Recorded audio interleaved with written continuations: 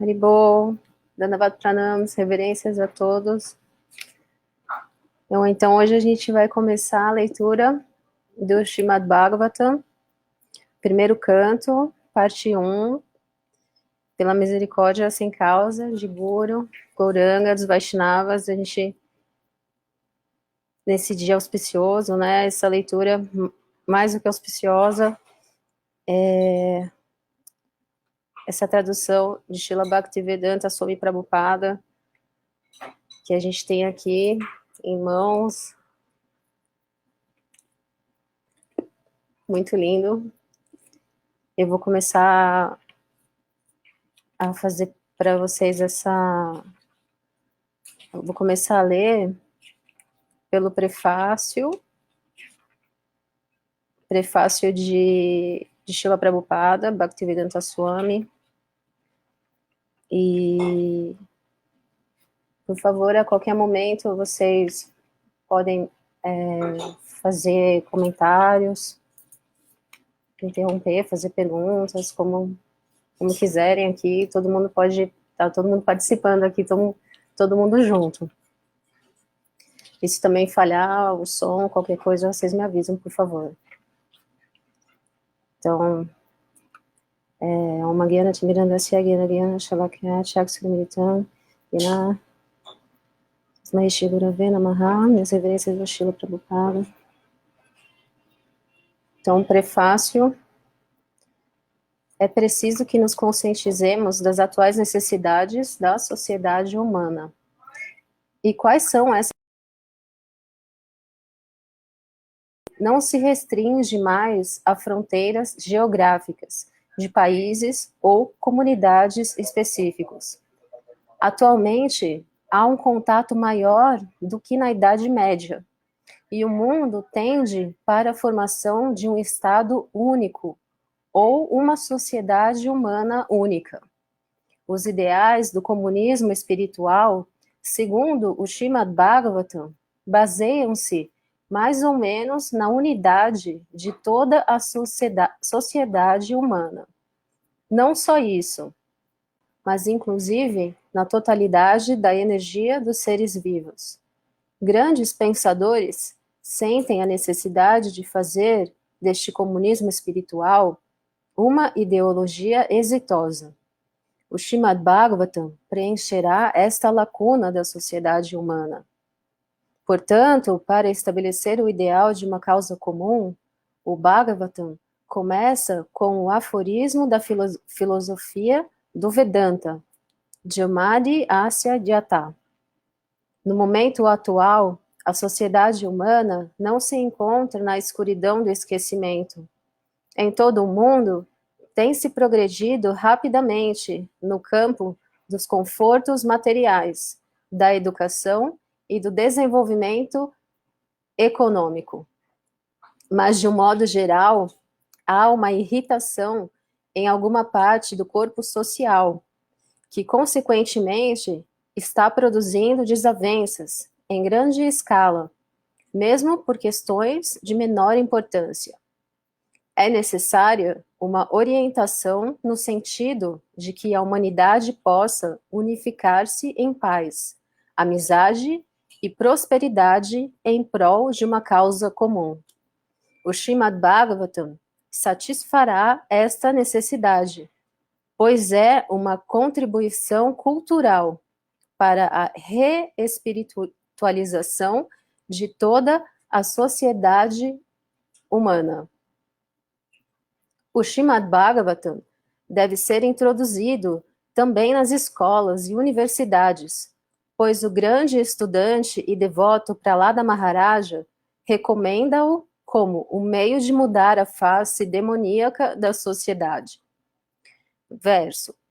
Kaumara acharet pragyo dharman bhagavatam miha durlabhan manusham janma tadapi adruvam artadam. As disparidades na sociedade humana devem-se ao fato de que não há princípios nessa civilização ateísta. Deus, o Todo-Poderoso, existe. Dele tudo emana. Por ele, tudo é mantido, e nele tudo se funde e descansa. A ciência material tem tentado inutilmente descobrir a fonte última da criação, mas é um fato que há uma fonte última de tudo que existe. Essa fonte última é explicada racional e autorizadamente no belo Bhagavatam, ou Srimad Bhagavatam.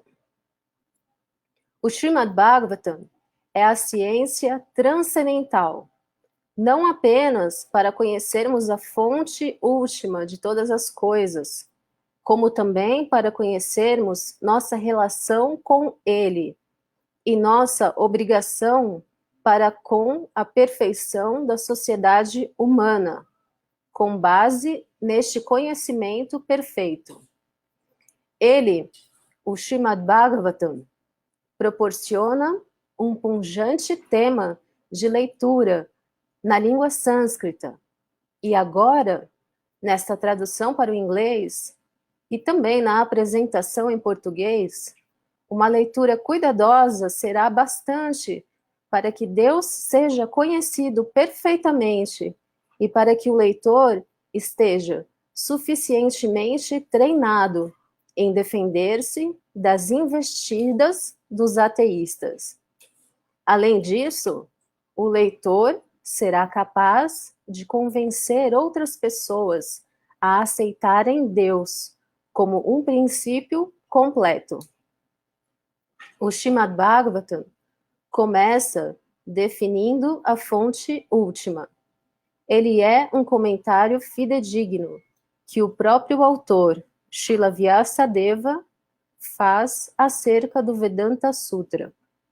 Através dos 9 primeiros cantos, somos gradualmente instruídos até chegarmos ao estado máximo em que somos capazes de compreender Deus.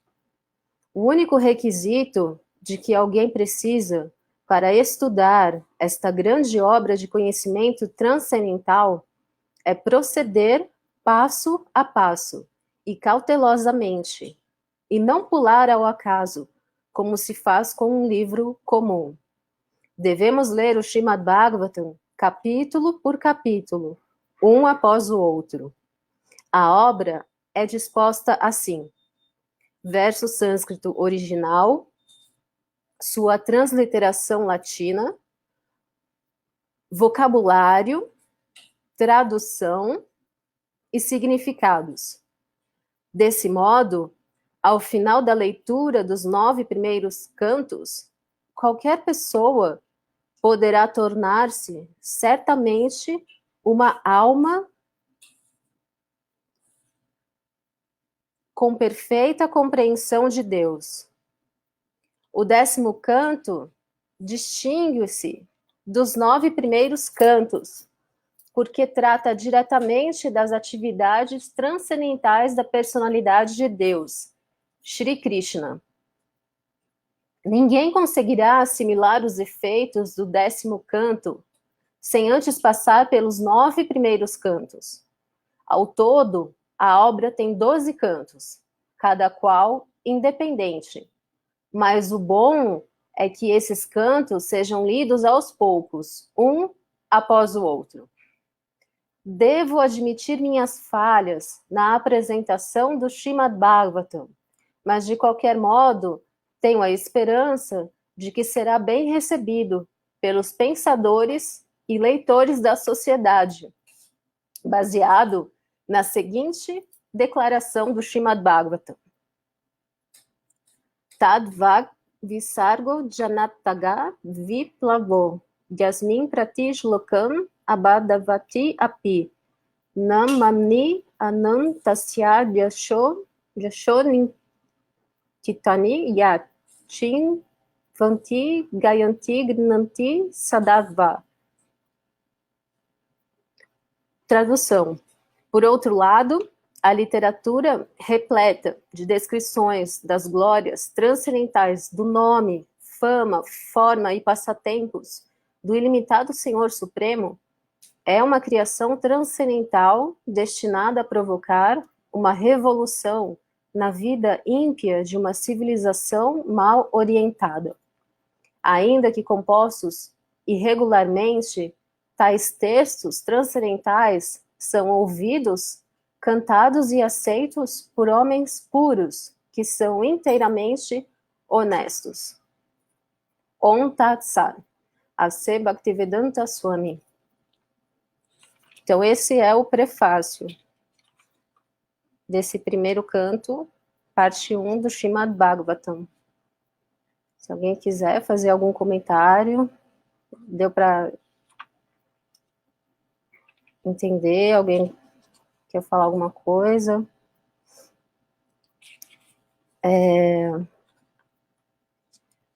Aí, antes de começar o primeiro verso, né? Realmente aqui o primeiro verso do primeiro canto, tem aqui a introdução, que ela vai falar sobre a vida de Chaitanya Mahaprabhu. E é uma grande introdução. Então, ela é bem importante, assim, né? Para se iniciar o estudo do Bhagavatam,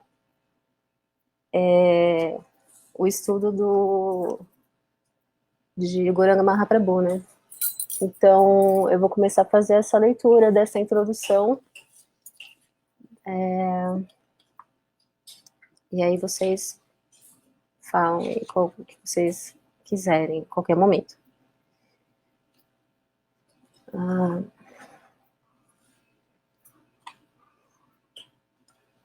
O conceito de Deus e o conceito da verdade absoluta não estão no mesmo nível. O Srimad Bhagavatam tem como objetivo a verdade absoluta. O conceito de Deus indica o controlador, ao passo que o conceito da verdade absoluta indica o summum bonum, ou a fonte última de todas as energias.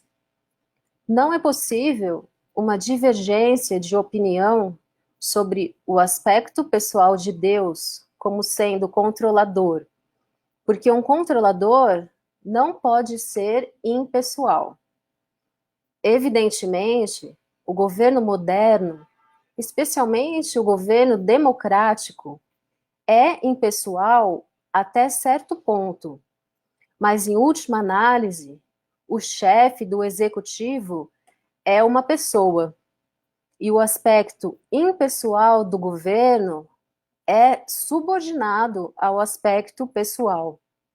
De modo que, indubitavelmente, sempre que nos referirmos a um controle sobre outras pessoas, teremos que admitir a existência de um aspecto pessoal. Por haver diferentes controladores para diferentes posições administrativas, pode ser que haja muitos deuses menores. Segundo o Bhagavad Gita, qualquer controlador que tenha algum poder extraordinário específico é chamado de Vibhutimat Sattva, ou controlador dotado de poder pelo Senhor. Há muitos Vibhutimat Sattvas, controladores ou deuses com poderes específicos diversos, mas a verdade absoluta é única e incomparável. Este Srimad Bhagavatam designa a verdade absoluta, ou o summum bonum, como sendo o Param Satyam, a verdade absoluta. Srila Vyasadeva, o autor do Srimad Bhagavatam, primeiramente oferece suas respeitosas reverências ao Param Satyam, a verdade absoluta. E porque o Param Satyam é a fonte última de todas as energias, o Param Satyam é a pessoa suprema. Não resta dúvida de que os deuses ou os controladores são pessoas, mas o Param Satyam, de quem os deuses obtêm poderes de controles, é a pessoa suprema. A palavra sânscrita Ishvara, controlador, transmite o significado de Deus, mas a pessoa suprema é chamada de Parameshvara, ou o Ishvara Supremo. A pessoa suprema, ou Parameshvara, é a suprema personalidade consciente. E porque ele não recebe nenhum poder de nenhuma outra fonte, ele possui a suprema independência. Na literatura védica, Brahma é descrito como o Deus Supremo, ou o cabeça de todos os outros deuses, tais como Indra, Chandra e Varuna. Mas o Srimad Bhagavatam confirma que nem mesmo Brahma é independente no que se diz respeito a seu poder e conhecimento. Ele recebeu conhecimento sob a forma dos Vedas, da pessoa suprema, que mora dentro do coração de todo ser vivo. Esta personalidade suprema sabe de tudo, direta e indiretamente. As infinitésimas pessoas individuais, que são partes integrantes da personalidade suprema, talvez saibam, direta e indiretamente, tudo a respeito de seus corpos ou características externas. Mas a personalidade suprema sabe tudo sobre seus aspectos externo e interno. As palavras Jamadi Asya sugerem que a fonte de toda produção, manutenção ou destruição é a mesma suprema pessoa consciente. Mesmo com a nossa experiência atual, podemos entender que nada é gerado a partir da matéria inerte, senão que a matéria inerte pode ser gerada a partir da entidade viva. Por exemplo, através do contato com a entidade viva, o corpo material transforma-se em máquina funcional. Os homens, com um fundo insuficiente de conhecimento, equivocam-se ao pensar que o mecanismo do corpo é o ser vivo, mas o fato é que o ser vivo é a base da máquina corpórea. A máquina do corpo torna-se inútil assim que a centelha viva sai do corpo. De forma similar, a fonte original de toda a energia material é a pessoa suprema. Este fato é expresso em todos os textos védicos, e todos os expoentes da ciência espiritual têm aceito esta verdade. A força viva é chamada de Brahman, e um dos acharyas, mestres, mais importantes, a saber, Shripada Sankaracharya, prega que Brahman é substância, ao passo que o mundo cósmico é categoria. A fonte original de todas as energias é a força viva, e ele é logicamente aceito como a pessoa suprema.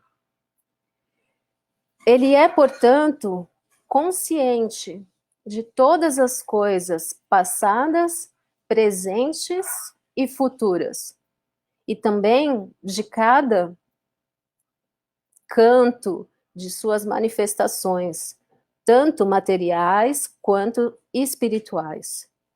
O ser vivo imperfeito não sabe sequer o que está acontecendo dentro de seu próprio corpo, Ele come seu alimento, mas não sabe que o alimento é transformado em energia, ou que ele sustenta o seu corpo. Quando um ser vivo é perfeito, ele sabe tudo o que acontece. E uma vez que a pessoa suprema é toda perfeita, é bastante natural que ele saiba tudo com todos os detalhes. Consequentemente, a personalidade perfeita é chamada de Vasudeva no Srimad Bhagavatam. Vasudeva significa aquele que vive em toda a parte, com consciência plena e em completa posse de sua energia completa. Tudo isto é claramente explicado no Srimad Bhagavatam, e o leitor terá ampla oportunidade de estudá-lo, examinando-o criticamente. Na era atual, o Senhor Shri Chaitanya Mahaprabhu pregou o Srimad Bhagavatam através da demonstração prática. É mais fácil penetrar nos tópicos do Srimad Bhagavatam por intermédio da misericórdia sem causa de Shri Chaitanya. Por isso, inserimos aqui um pequeno esboço de sua vida e preceitos para ajudar o leitor a entender o verdadeiro mérito do Srimad Bhagavatam.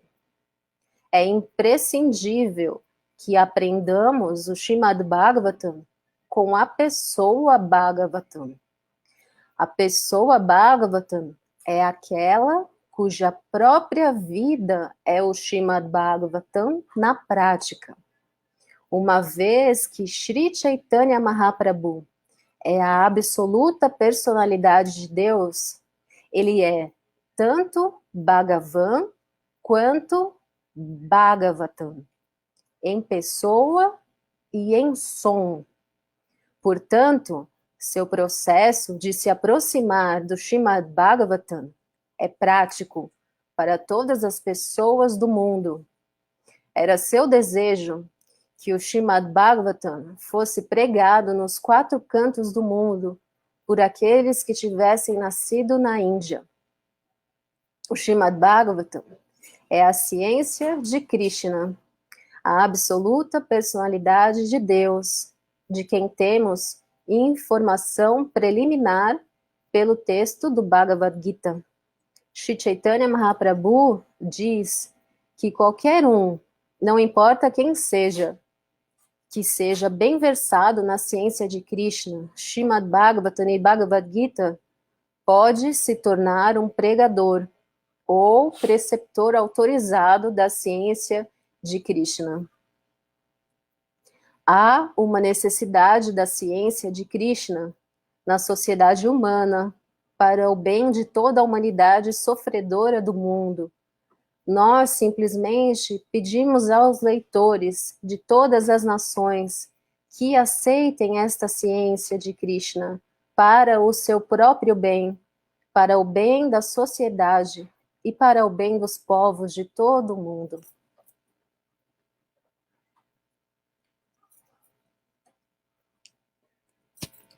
Pequeno esboço da vida e dos ensinamentos do Senhor Chaitanya, o pregador do Srimad Bhagavatam. O Senhor Shri Chaitanya Mahaprabhu, o grande apóstolo do amor a Deus e o pai do canto congregacional do santo nome do Senhor, apareceu em Sridhama Mayapura, um recanto da cidade de Navadvipa, na Bengala, na noite de Palguni Purnima, do ano de 1407, Shakabda, correspondente a fevereiro de 1486 pelo calendário cristão. Seu pai, Shri Jagannatha Mishra, um brahmana erudito do distrito de Sylhet, veio para Navadvipa como estudante, porque naquela época Navadvipa era considerada o centro da educação e da cultura. ele foi morar às margens do Ganges após casar-se com Srimati Shatidevi, uma filha de Srila Nilambara Chakravarti, o grande acadêmico erudito de Navadvipa. Jagannatha Mishra teve várias filhas com sua esposa, Srimati Shatidevi, mas a maioria delas faleceram prematuramente. 2 filhos que sobreviveram, Shri Vishwarupa e Vishwambara, tornaram-se, por fim, o objeto da afeição de seus pais. O 10º filho, o caçula, que se chamava Vishwambara, passou a ser conhecido posteriormente como Nimai Pandita, e depois, após aceitar a ordem renunciada da vida, como o Senhor Sri Chaitanya Mahaprabhu. O Senhor Sri Chaitanya Mahaprabhu manifestou suas atividades transcendentais por 48 anos e depois desapareceu no ano de 1455, Shakabda, em Puri. Durante os primeiros 24 anos, ele permaneceu em Navadvipa como estudante e chefe de família. Sua primeira esposa foi Srimati Lakshmi Priya, que morreu ainda jovem, numa ocasião em que o senhor esteve ausente de casa. Ao regressar da Bengala Oriental, sua mãe pediu-lhe para aceitar uma segunda esposa, ao que ele acedeu. Sua segunda esposa foi Srimati Vishnupriya Devi, que teve de sofrer a separação do Senhor por toda a vida, porque o Senhor tomou a ordem de sannyasa aos 24 anos, quando Srimati Vishnupriya tinha apenas 16 anos de idade. Após tomar sannyasa, o Senhor estabeleceu sua sede em Jagannatha Puri, devido ao pedido de sua mãe, Srimati Sati Devi. O Senhor permaneceu 24 anos em Puri. Durante 6 anos deste período, ele viajou continuamente por toda a Índia, especialmente pelo sul da Índia, pregando o Srimad Bhagavatam. O Senhor Chaitanya não apenas pregou o Srimad Bhagavatam, mas também propagou os ensinamentos do Bhagavad Gita da maneira mais prática possível. No Bhagavad Gita, o Senhor Shri Krishna é descrito como a absoluta personalidade de Deus, e seus últimos ensinamentos neste grande livro de conhecimento transcendental dizem que devemos abandonar todas as formas de atividades religiosas e aceitá-lo, ao Senhor Shri Krishna, como o único Senhor adorável. O Senhor então garantiu que todos os seus devotos seriam protegidos de todas as espécies de atos pecaminosos e que para eles não haveria motivo para ansiedade. Infelizmente, apesar da ordem direta do Senhor Shri Krishna e dos ensinamentos do Bhagavad Gita, as pessoas pouco inteligentes o entendem mal, considerando-o apenas uma grande personalidade histórica, e desse modo não podem aceitá-lo como a personalidade de Deus original. Essas pessoas com um fundo insuficiente de conhecimento são desencaminhadas por muitos não devotos. Assim é que os ensinamentos do Bhagavad Gita foram mal interpretados, até mesmo por grandes eruditos. Após o desaparecimento do Senhor Shri Krishna, houve centenas de comentários sobre o Bhagavad Gita por muitos acadêmicos eruditos, e quase todos eles foram motivados pelo interesse egoísta. O Senhor Shri Chaitanya Mahaprabhu é o próprio Senhor Shri Krishna. Desta vez, entretanto, ele apareceu como um grande devoto do Senhor, a fim de pregar para as pessoas em geral, como também para religiosos e filósofos, sobre a posição transcendental de Shri Krishna, o Senhor primordial e a causa de todas as causas. A essência de sua pregação é que o Senhor Shri Krishna, que apareceu em Vrajabhumi, Brindavana, como filho do rei de Vraja, Nanda Maharaja, é a suprema personalidade de Deus e é, portanto, digno de ser adorado por todos. Vrindavana Dama não é diferente do Senhor, porque o nome, a fama, a forma e o local onde o Senhor se manifesta são idênticos ao Senhor, como conhecimento absoluto. Por isso, Vrindavana Dama é tão adorável quanto o Senhor. A forma mais elevada de transcendental adoração ao Senhor foi demonstrada pelas donzelas de Vrajabhumi, sob a forma de afeição pura pelo Senhor. E o Senhor Shri Chaitanya Mahaprabhu recomenda este processo como sendo a forma mais excelente de adoração. Ele aceita o Srimad Bhagavad Purana como a leitura imaculada para o entendimento do Senhor e prega que a meta última da vida para todos os seres humanos é atingir o estágio de prema, ou amor a Deus.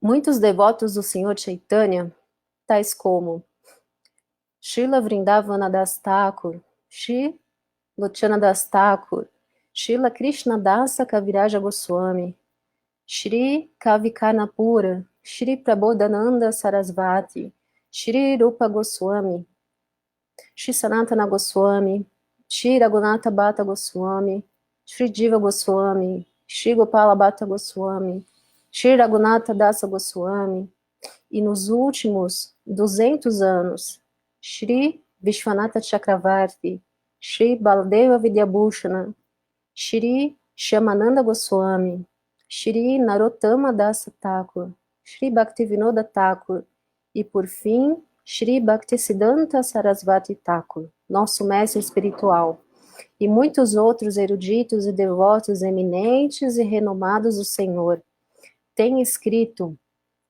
muitos e muitos volumes de obras e literaturas sobre a vida e os preceitos do Senhor.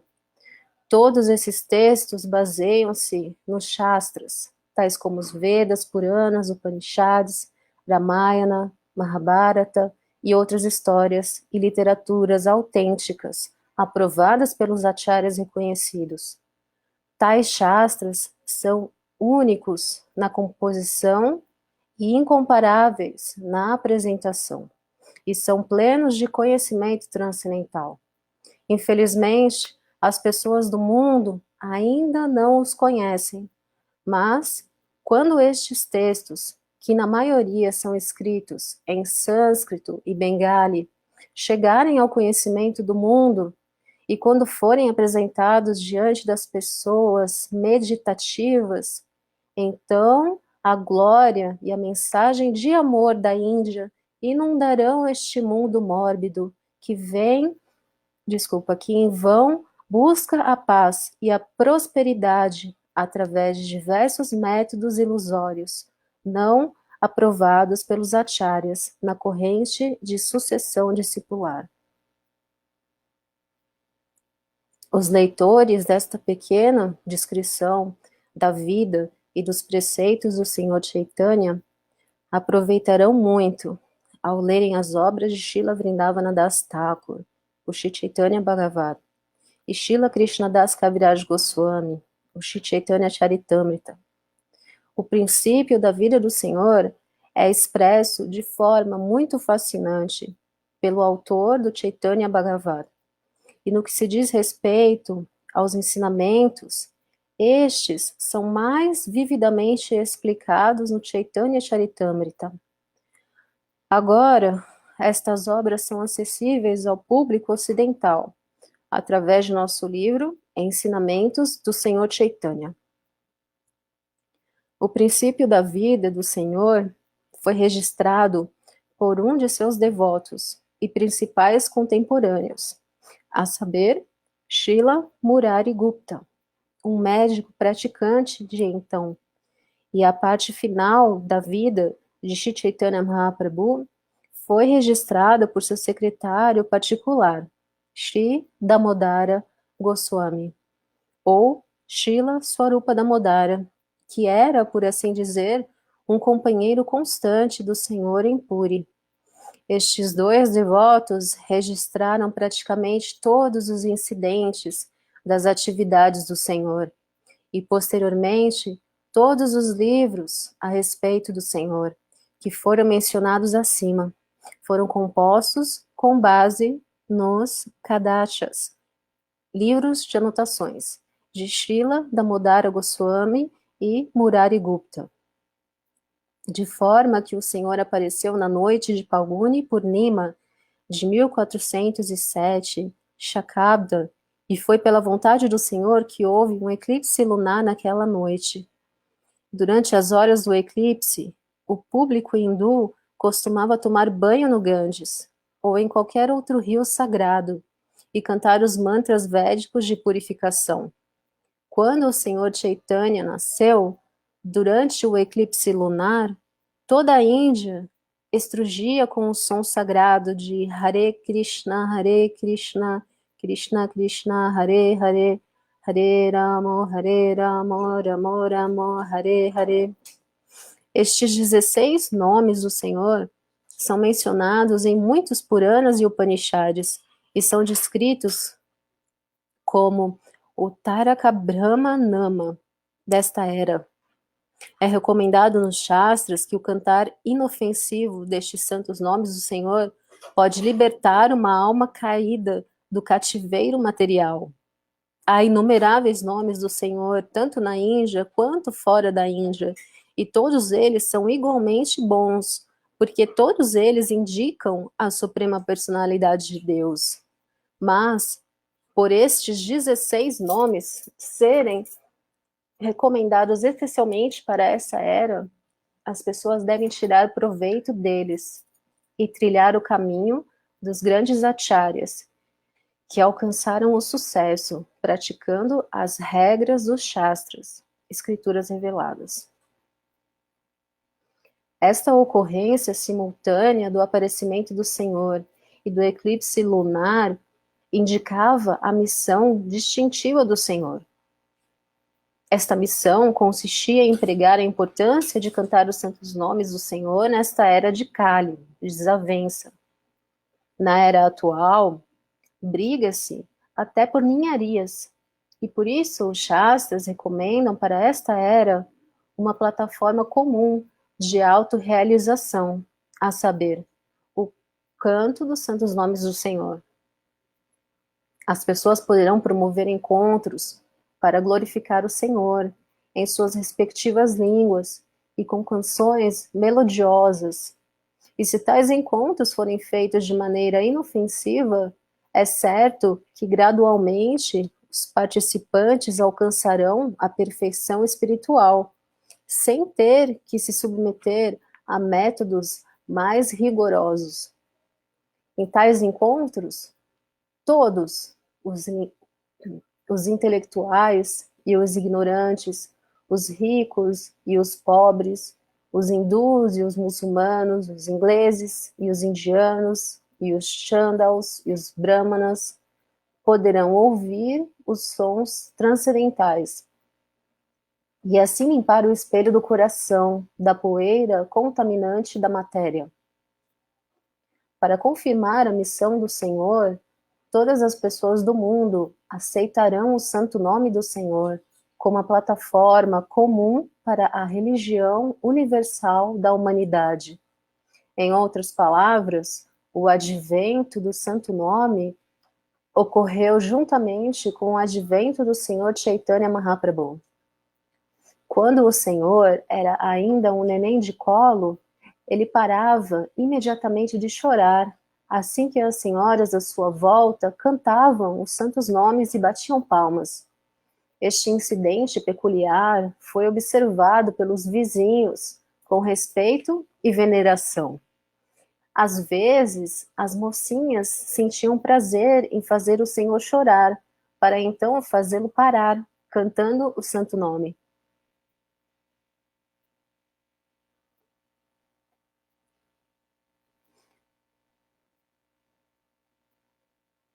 Desde sua infância, o Senhor começou a pregar a importância do santo nome. Na sua meninice, o Senhor Shri Chaitanya era conhecido como Nimai. Este nome foi lhe dado por sua amada mãe, porque o Senhor nascera debaixo de uma árvore nimba, no pátio da casa de seu pai. Quando aos 6 meses de idade, lhe ofereceram alimento sólido na cerimônia chamada Ana Prashana. O Senhor indicou suas atividades futuras. Nesta ocasião, era costume oferecer à criança moedas e livros a fim de se saber quais seriam suas tendências futuras. Ao Senhor lhe ofereceram moedas de um lado e o Srimad Bhagavatam do outro. O Senhor escolheu o Bhagavatam em vez das moedas. Certa feita, enquanto apenas sabia engatinhar, uma cobra apareceu diante do Senhor e ele começou a brincar com ela. Todos os membros da casa se encheram de pavor e respeito, mas após alguns instantes a cobra se foi e o neném foi arrebatado pela mãe. Uma vez ele foi raptado por um ladrão que pretendia roubar-lhe os ornamentos, mas o Senhor fez uma viagem divertida no ombro do ladrão desconcertado, que procurava um lugar isolado para saquear o neném. Aconteceu que o ladrão, errando daqui para ali, foi parar novamente na casa de Jagannatha Mishra e, temendo ser preso, restituiu o menino imediatamente. Evidentemente, os pais e parentes, ansiosos, ficaram contentes ao reverem a criança perdida. Certa vez, Jagannatha Mishra hospedou um brahmana peregrino, o qual pôs-se a oferecer comida à divindade, quando o Senhor apareceu diante dele e comeu do alimento. A comida teve que ser rejeitada, porque o menino tinha tocado nela, e por isso o Brahmana foi obrigado a cozinhar tudo de novo. Na segunda vez, aconteceu a mesma coisa, e quando isto se repetiu pela terceira vez, o neném foi posto para dormir. Por volta de meia-noite, quando todos os membros da casa já dormiam profundamente dentro de seus cômodos fechados, o Brahmana peregrino ofereceu sua comida preparada especialmente para a deidade. E mais uma vez, o senhor bebê apareceu diante do peregrino e arruinou sua oferenda. O Brahmana então começou a chorar, mas, visto que todos estavam dormindo, ninguém o ouviu. Nessa altura, o senhor bebê apareceu diante do afortunado Brahmana e revelou sua identidade como o próprio Krishna. O Brahmana foi proibido de revelar este incidente e o bebê voltou para seu berço. Há muitos incidentes similares em sua infância. Como menino travesso, às vezes ele importunava os brahmanas ortodoxos, que costumavam banhar-se no Ganges. Quando os brahmanas iam queixar-se com o pai, dizendo que ele ficava jogando-lhes água em vez de ir para a escola, o Senhor aparecia subitamente diante do pai, como se estivesse acabando de chegar da escola com seu uniforme e livros escolares. No Gata, balneário, ele também costumava pregar peças nas moças da vizinhança, que se dedicavam a adorar Shiva, na esperança de conseguir bons esposos. Esta é uma prática comum entre moças solteiras nas famílias hindus. Enquanto estavam ocupadas nessa adoração, o Senhor aparecia travessamente diante delas e dizia: Caras irmãs, por favor, dai-me todas as oferendas que acabaste de trazer para o Senhor Shiva. O Senhor Shiva é meu devoto e Parvati, minha criada. Se vós me adorardes, O Senhor Shiva e todos os outros semideuses ficarão deveras satisfeitos. Algumas delas se negavam a obedecer ao Senhor Travesso, ao que ele as amaldiçoava, dizendo que, devido à sua recusa, elas se casariam com homens velhos, que tivessem 7 filhos com esposas anteriores. Por temor, e às vezes por amor, as mocinhas também lhe ofereciam vários presentes. E então o Senhor as abençoava, garantindo-lhes que teriam esposos jovens e bons, e seriam mães de dúzias de filhos. As bênçãos animavam as mocinhas, mas muitas vezes elas se queixavam destes incidentes com suas mães. Dessa maneira, o Senhor passou a sua tenra infância. Quando tinha apenas 16 anos de idade, ele começou o seu próprio Chatushpati, escola de aldeia dirigida por um Brahmana erudito. Nesta escola, ele só fazia explicar Krishna, mesmo nas leituras de gramática. Srila Jiva Goswami, a fim de agradar o Senhor, compôs, mais tarde, uma gramática em sânscrito, em que todas as regras de gramática eram explicadas com exemplos que usavam os santos nomes do Senhor. Esta gramática ainda existe hoje em dia. Ela é conhecida como Hari Namamrita Vyakarana e é adotada nos currículos das escolas na Bengala. Durante este período, um grande erudito de Kashmir, chamado Keshava Kashmir, veio para Navadvipa a fim de discutir sobre os Shastras. O Pandita de Kashmir era um erudito campeão e havia viajado por todos os lugares de erudição da Índia. Finalmente, ele chegava a Navadvipa para debater com os Panditas eruditos dali. Os Panditas de Navadvipa decidiram por Nimai Pandita, o Senhor Chaitanya, para competir com o Pandita de Kashmir, pensando que, se Nimai Pandita fosse derrotado, eles teriam outra oportunidade de debater com o erudito, pois Nimai Pandita não passava de um menino. E, se o Pandita de Kashmir fosse derrotado, então eles seriam mais glorificados ainda, porque as pessoas proclamariam que um mero garoto de Navadvipa havia derrotado um erudito campeão, que era famoso em toda a Índia. Pois bem, Nimai Pandita encontrou-se com Keshava Kashmir, enquanto perambulava pelas margens do Ganges. O Senhor pediu-lhe que compusesse um verso em sânscrito, em louvor ao Ganges, e dentro de poucos minutos o Pandita compôs 100 versos, recitando-os torrencialmente, exibindo a força de sua vasta erudição. Nimai Pandita memorizou de uma vez só todos os shlokas, sem um erro.